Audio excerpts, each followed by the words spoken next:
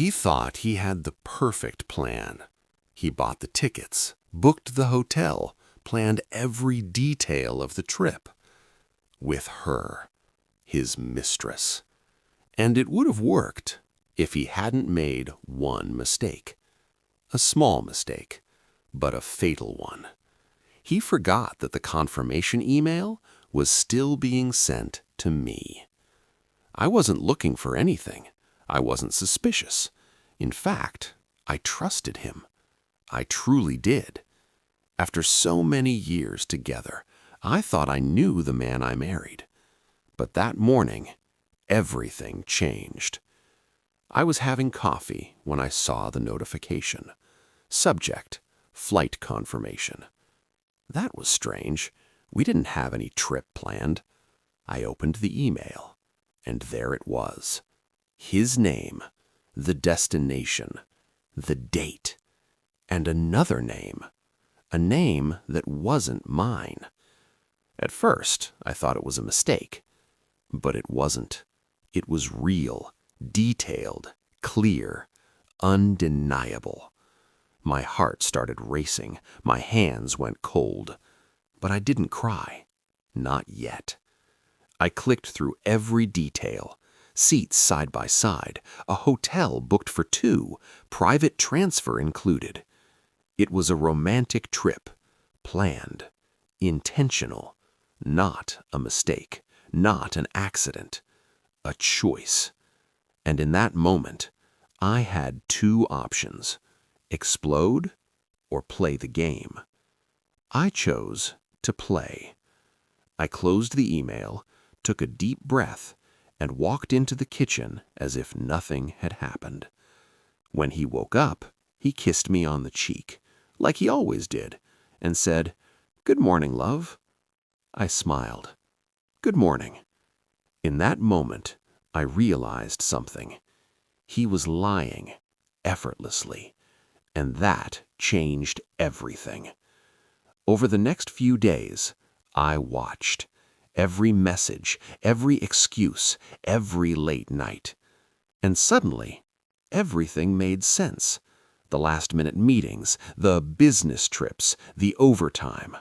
None of it was real. And then, she appeared. At first in small details, a strange contact name, a message deleted too late, a perfume that wasn't mine. And then, in a photo. I wasn't searching, but I found it. She was beautiful, younger, smiling next to him like she belonged there. That moment hurt, but it didn't break me, because something inside me had already started to change. I stopped reacting and started planning. I went back to the email, reviewed everything, dates, times, location. The trip was in 2 weeks. Enough time. Enough time to do everything right. I didn't want drama. I wanted precision. I started quietly, opened a new account, organized my documents, reviewed our finances. And that's when I found something interesting. A lot of things were in my name. The house, some accounts, investments. He had never paid attention to that, just like he didn't pay attention to the email. While he was planning a trip with her, I was planning my exit. But it wouldn't be a normal exit. It would be unforgettable. The days passed, and he kept acting normal, hugging me, calling me love, as if he didn't know, as if I didn't exist. And maybe, for a long time, I didn't. But not anymore. The night before the trip, he packed his suitcase, said he had an important meeting out of town. I helped him, folded his clothes, picked his favorite shirt, and smiled. He kissed me, said he loved me, and left.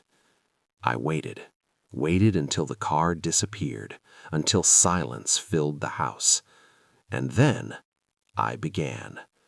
I picked up my phone, took a deep breath, and sent an email. To her. Yes, to the mistress. I attached everything, the tickets, the reservations, photos, messages, and wrote just one line: "Enjoy the trip. You deserve each other." But I didn't stop there. I also sent it to his boss and to important contacts, because that business trip wasn't business. It was a lie. And lies, when exposed, destroy everything. But that still wasn't the end. I went to the bank, transferred what was mine, blocked access, left only what was necessary. Then I packed my things, but I didn't leave. Not yet.